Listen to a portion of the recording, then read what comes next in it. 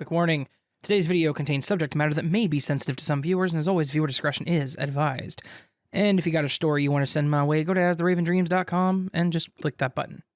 And of course, thank you.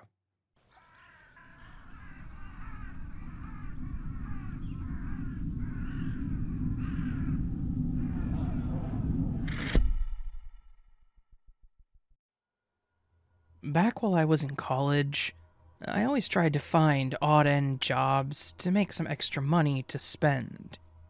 My parents paid for my dorm and basically gave me a small allowance for food and supplies that I needed, but anything extra that I wanted or needed, I had to work for it myself. The college was my parents' choice anyway, so I guess I was lucky not to have to worry about it, but it still wouldn't have been my first choice.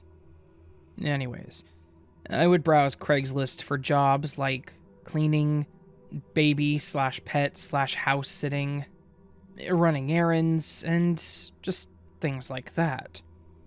I tended to be successful with my inquiries as well. As wrong as it may sound, I was a younger female in a local college, just trying to earn some extra money, so they tended to trust me quicker than other applicants, I suppose. So, I found one listed on housekeeping, basically. The description said they just needed someone to come and tidy up. Wipe down the cabinets, tables, drawers, dust, mop, and vacuum, things like that. Usually the homes I did this at, the people either left when I was there, or in a separate room, like an office, or I've had elderly people who couldn't get around and do these types of things anymore. The description also said the person responding had to be female, in a certain age range, which was in my age range, like college student ranges.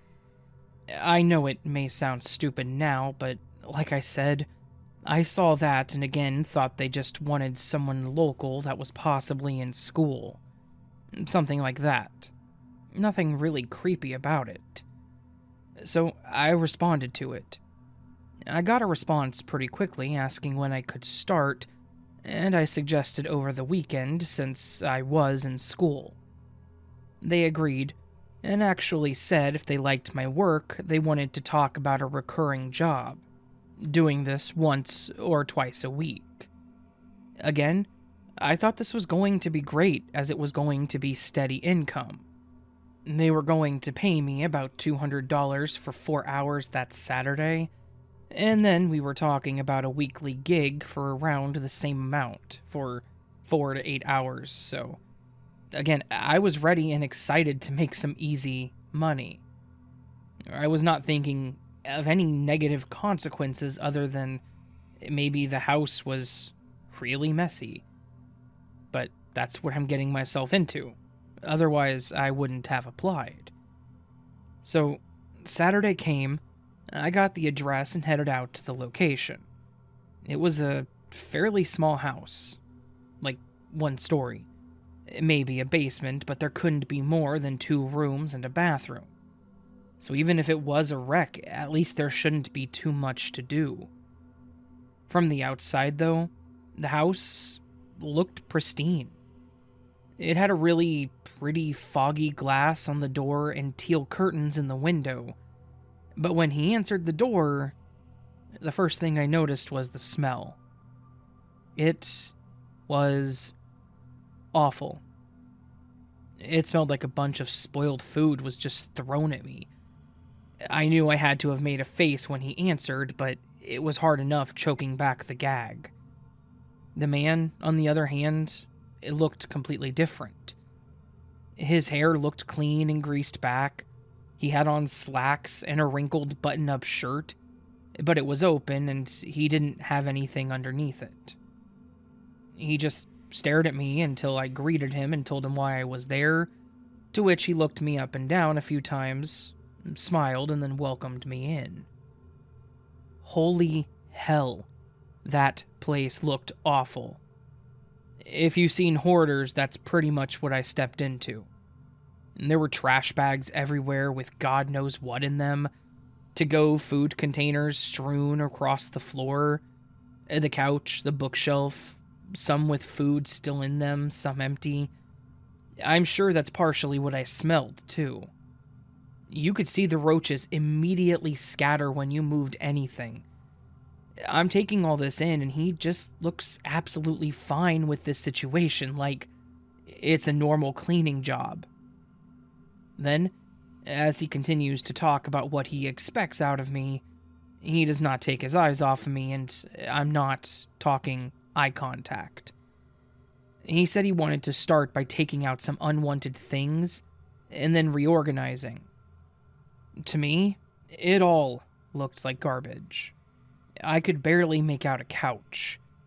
All this, and every time he would address me, it would be, baby. Does that make sense, baby? Can you handle that, baby? Again, I just smiled and nodded. Now, to add to the unsettling house and the creepy vibes that I'm now getting from this guy, he then said, I'm sure after all this work, you'll probably be tired and sweaty, so you're free to use my bathroom and anything in it, baby. I won't bother you while you're in there. It's the least I can do. Yeah, no. I told him thank you, and being a little weirded out, I asked if I could go ahead and get started, to which he handed me a box of trash bags and said, You go for it, baby. I tried to press on for the time being, thinking I'm not going to be able to do this on my own in one day, so I'll fill a few trash bags, get my money, and just never return. However, instead of ignoring me or leaving the room or anything other people have done, he sat on the couch, facing me, watching me, and just staring every time I bent over to pick something up. Now, I know that I'm bound to get dirty at these, so I'd worn some old leggings and a loose t-shirt. Nothing exactly flattering, but I guess he liked something. I, on the other hand, was not comfortable with the looks that I was getting and really started to feel uncomfortable. I asked if I could use the restroom before I went further, and he seemed happy to show me to the bathroom. I walked in, closing the door behind me, and just stood there for a second, trying to think of a reason to just leave without possibly upsetting him, and not knowing what he could potentially try to do. That's when I noticed how different the bathroom was compared to the rest of the house. It was damn near spotless. The shower seemed to have rust stains in it, but the tub was white and clean. The counter and floor was completely clean, and even the toilet was clean. Why was the bathroom kept up with? Then I saw the small plastic 3-drawer container sitting next to the sink. I noticed it because of the small piece of cardboard laying on top of it that said free to use. Like these were free toiletries, I guess. Curious, since the rest of the house was a disaster, I wanted to see what he kept in there. The first drawer had random soaps in it. And when I say random, I mean it.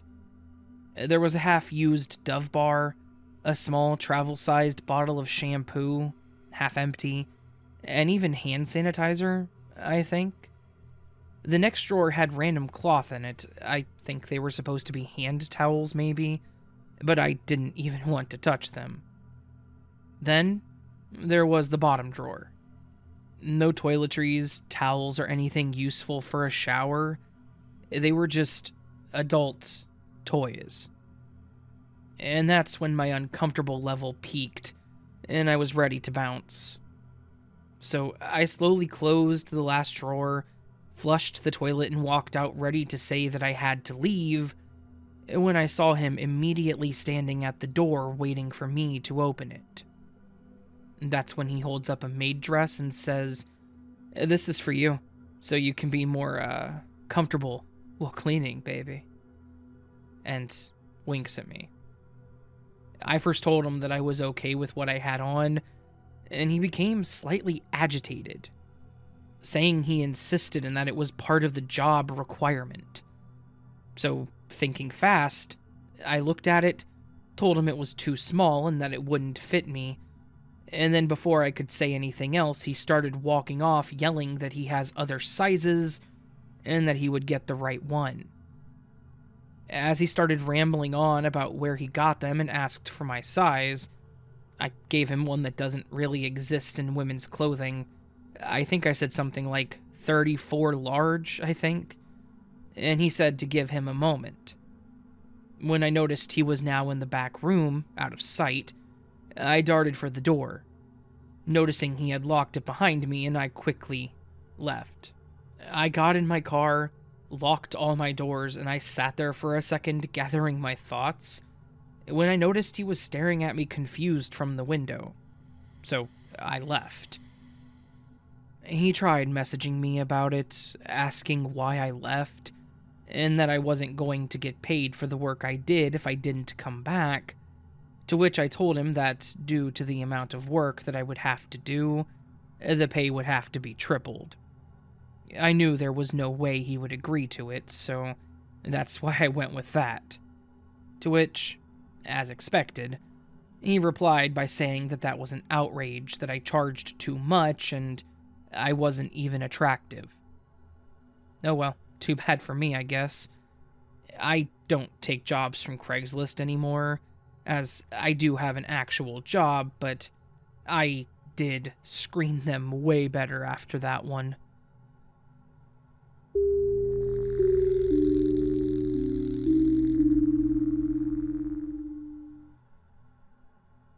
I used to sell a lot of stuff on Craigslist. It was really the only place to go to sell stuff at the time, other than things like yard sales. I suppose after some time I got too comfortable with it, and I let my guard down some as well. To back it up just a little bit, I'm a female, weighing about 180 pounds, and I was about 5'5" at the time, so not small, but not out of shape. And I'd like to think that I could handle myself if I was in danger. I guess that adds to me letting my guard down, though. When I do sell stuff, I always do it in a public place. Typically in a store, like a coffee shop or bank's parking lot, because there's typically a lot of security there. Or really anywhere with a large group of people nearby. Now, my ex had been living with me for a good part of a year before we split up. I told him he had a week to get all of his crap out while I was on vacation. I had a guy friend that was going to be going over there to feed my cat while I was gone, so I was confident he wouldn't do anything stupid or take any of my stuff. It wasn't an easy breakup. He cheated on me, and we tried to make it work afterwards, but it wasn't the same. So he wasn't disrespectful or anything, thankfully, but I guess you just never really know a person. Obviously, right? After I got back, I noticed that there were still some random things he left there, like his toothbrush, some of his clothes that he left in the dryer, and his crappy old Xbox that didn't work anymore. He kept saying he was going to fix it, even though he didn't know squat about electronics. Conveniently, though, he took all the games and controllers for it, and literally just left the unit and the giant power cable. So, I texted him asking if he wanted the stuff that he'd left, giving him one last chance to get it. He didn't respond. So I tried 2 more times and I got an unpleasant response from his new girl, as she claimed and decided then it was my stuff to do as I wanted with. So I thought I would try to get a little bit of money out of it. He had a couple sports jerseys he left, a nice pair of shoes that went pretty fast, and then that Xbox. I did specify that it was only the console itself, and that it didn't work, so people didn't think I was getting away with some scam. I thought, maybe someone out there could actually fix it, or just use it for the parts. I didn't know a thing about the stuff either, so I just listed it for 50 bucks. It didn't take long for me to get responses for it. Some people, of course, tried to get me to give it to them for free since it didn't work. Others were more concerned about finding out if I was female and asking personal things about me. I did have one guy that didn't come off as weird and seemed pretty straightforward with his questions. He asked if I knew what was wrong with it, why I wanted to sell it instead of fixing it, just things like that. He even asked me to try to do something with it and tell him what lights came on, so I obliged. After all of this, he then asked me where we could meet up, what day and what time. We were going to meet up at a park next to this church that was about 20 minutes from my home, but pretty close to my work. The next day, I texted the guy to confirm he was still interested, and he confirmed. I then headed to the park, found a bench, and sat on it with a console and a bag next to me, waiting for the guy to show up. While I'm watching a couple of kids playing on the swings, I see a guy pull up, get out with no kids or dogs with him, and come look around the park like he was looking for something. I asked if he was Scott, and he smiled and confirmed that he was. I then told him who I was and motioned to the bag. He was in like a mechanic's jumpsuit and trying to wipe his hands off to shake mine. I wasn't bothered by it, and I mentioned that as well. I pulled out the console and explained that it was just that and the power cable, and he reached into his wallet and pulled out cash. He started sorting out the bills and waved a 20 at me, asking if I had change. I will say one thing about cash sales like this. If you agree on a price with someone, make sure you bring the right amount and have the ability to break it yourself, because so many times I've had people do this to me, hoping I would just take the lesser amount and that they would get a discount. And honestly, it's quite rude, in my opinion. I will take my item back home and try with someone else instead of getting ripped off. Anyways, I told him I didn't and he gave me 60 instead, saying it was his fault after all. After asking several times if he was sure, he confirmed and I said thank you and started putting it in my pocket. And that's when things started getting weird. He asked me if I was here alone and I confirmed this, but as I was trying to make a comment about being in a public place, he chuckled a bit and shook his head. I got a little annoyed by this and just kind of stared at him. He said I should be careful meeting up with strangers because you never know what their intentions are, and said since I was so pretty, I could easily be targeted. I made some kind of comment about how he just completely flipped this experience, and that I can take care of myself. I started to get up to leave when he grabbed me by my wrist and said, "See, I could already have you subdued and in my car." He had such an evil smile on his face, and right before I was going to shake my arm free, he let go of me. I called him a name, loudly enough that a few parents turned around and looked at us, and I left. I watched in my mirror as he slowly got up from the bench and waved at me, smiling. Why the hell would you say something like that? It's not helpful, and I don't see how anyone would have found it to be. Thankfully, I never saw him again, but it didn't stop him from texting me a few times, asking if I wanted to meet up for some coffee or lunch.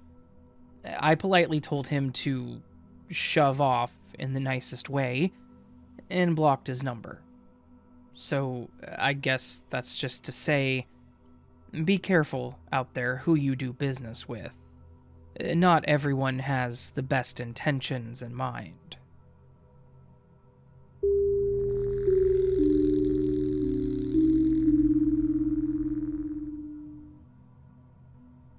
I used used to browse Craigslist all the time when I wanted to find something cheap, a quick and easy job, or when I was just bored.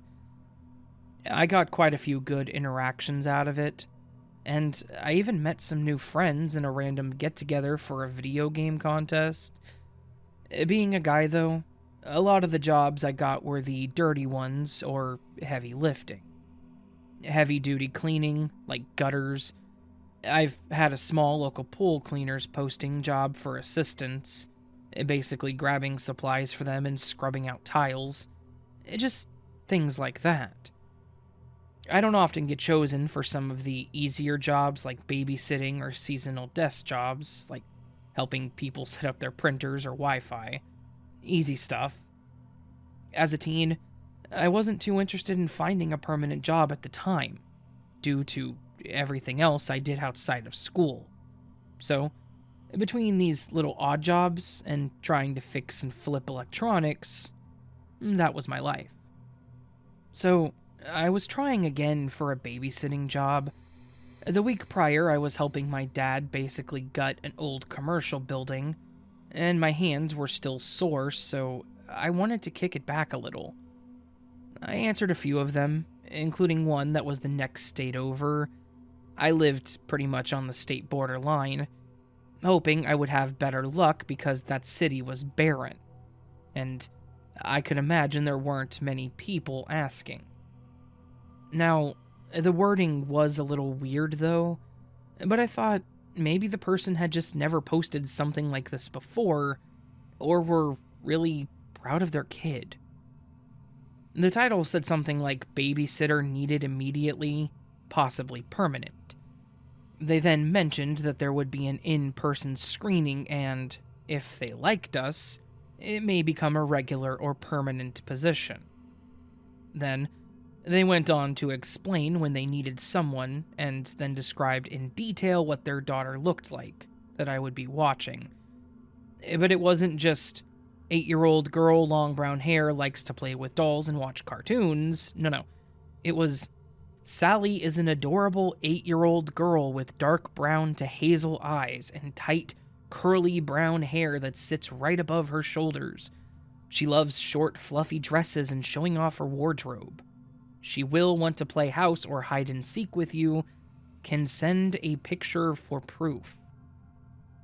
Maybe some people out there want to know a little about the kid beforehand, but I thought it was a bit too much information. Nor did I feel the need to see her first. Otherwise, it was weird, but I still applied. They responded sometime that same day and asked if I was male or female. I was a little upset at this point, thinking they were going to turn me down, but to my surprise, they wanted me to come out the next week. So I headed over, and it took me about half an hour to get there. There was a man that answered the door that I assumed was the father. The house looked normal to me. Living room with a couch and TV, kitchen looked fine. It was clean and kept up. And then the dad started going on about the rules. He said if she was hungry, she had a designated cabinet she could choose to eat from. All of her toys and clothes were to stay in her room, and I was welcome to go in and play with her too, but I had to make sure to thoroughly clean up any messes. Okay, weird, I thought. Maybe they were just a neat freak. Then he said he would be home at exactly 11 p.m., and that she had to be showered and in bed by then. And he left. It was a weird interaction, but I decided to move on. And that's when I noticed I hadn't even seen the girl yet. So I started walking down the hall and saw a pink door with a sign with her name on it. I knocked on the door, and sure enough, a little girl answered it. For her privacy, I'm calling her Sally. Sally looked exactly like the description, down to the eyes and dress. Her whole room was covered in pink. She had a shelf full of dolls and stuffed animals, a closet full of dresses and costumes. She asked me if I was her babysitter today, and I confirmed. I told her my name and asked her for hers. She seemed shy at first, but as I started asking her what she wanted to do, she seemed to loosen up more. I asked her what she wanted to do, and she seemed confused that I asked, and then shyly mentioned that we could play house. I asked her if that's what she wanted to do, and she again quietly said no. So I just asked her again and said that we could do whatever she wanted, and I didn't even have to play if it would be weird. I was fine just watching TV for the night, to be honest.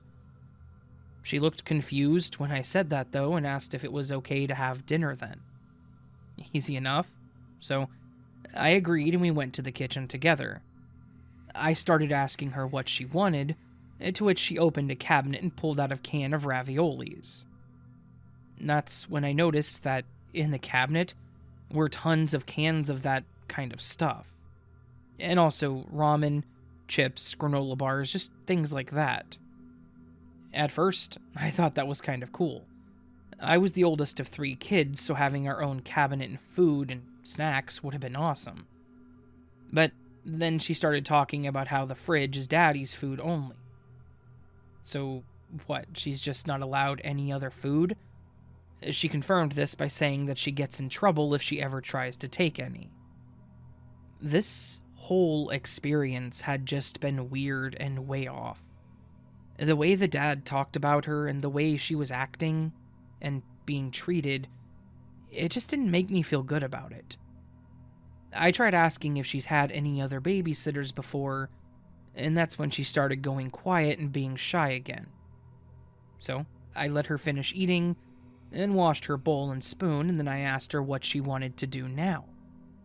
And that's when she led me back to her room and asked me if I wanted her to change into a different dress. I was confused, and I asked her if she wanted to or if she got something on it, and again, she just looked at me funny. And that's kind of when things started to click. Thinking back at the description, what the dad explained, her reaction, I realized what I was in the middle of. My fears were confirmed when I asked her about playing house, and she mentioned us being mom and dad. I quickly told her I wasn't there for that. I was there to protect her, and for the rest of the night, I sat in the corner of the room freaking out internally and just watching her play with her dolls and telling me about them. When 11 came around, I had her shower still and go to bed and to not throw anything off, and I waited in the living room for him to get home. He asked how she did, and if she gave me a hard time, and I said she was perfect, trying to get out as quickly as possible. He laughed and said he thought that I looked pretty young, but was happy that everything was fine. I shook his hand and left as quickly as I could, and when I got to my car, that's when it solidified. When I realized he didn't even pay me. When I got home, I hardly slept, and then went to a police station with my mom to explain everything that had happened. I told her everything because I didn't know what to do. They, of course, asked for any kind of proof, so I went home and tried to find the posting, or a new one, to ask the guy if he needed another babysitter. To my surprise, he actually responded.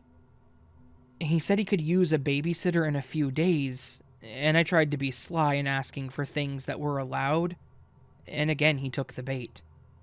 He wanted to text me, though, instead of through emails, and he confirmed more while still trying to be secretive about it. I gave the police everything that I had, and they said they would look into it further. I checked the local news and reports, hoping they would move on this quickly before the girl could be put in that situation again, but I never found anything. I can only hope they caught this guy, because I stopped seeing posts from him after that. Thankfully, this was the worst and weirdest posting I ever responded to, but it definitely made me more aware and cautious of meeting strangers, no matter what the case may be.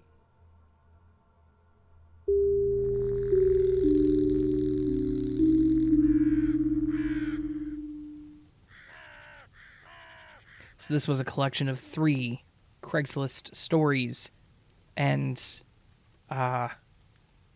not really sure what to say about them. I've never done dealings over Craigslist. There was one app called Let Go that I did dealings with. I bought an old TV for $20. It was a pretty decent television.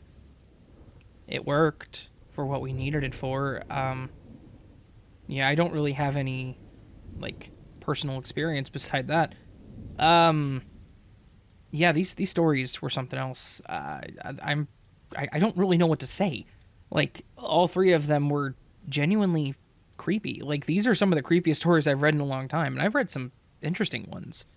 I think it's obvious which one's the worst in terms of which one bothered me the most or scared me the most. I really hope that something happened with that one with the daughter. Yeah, I'm going to stop rambling now. If you enjoyed the video, I guess, consider hitting that thumbs up button. And, of course, leave me a comment letting me know your thoughts or any topics you might want me to cover in the future. Looking for suggestions, as always. If you're new to the channel and liked what you heard, consider subscribing. That would be appreciated. And, of course, if you want to support the channel and get early access to content, please consider hitting that join button or going to my Patreon page, which is linked in the description below, where for as little as $1, you can get early access to everything. Well, pretty much everything. For all my channels, actually, on Patreon. And memberships, I think. I don't know. I don't know how I do it. I do it some way. My head's kind of foggy right now. I'm gonna close this out. So, all that said, friends, I hope you have a beautiful day, and I hope I will see you on the next video. But of course, until then, sleep well.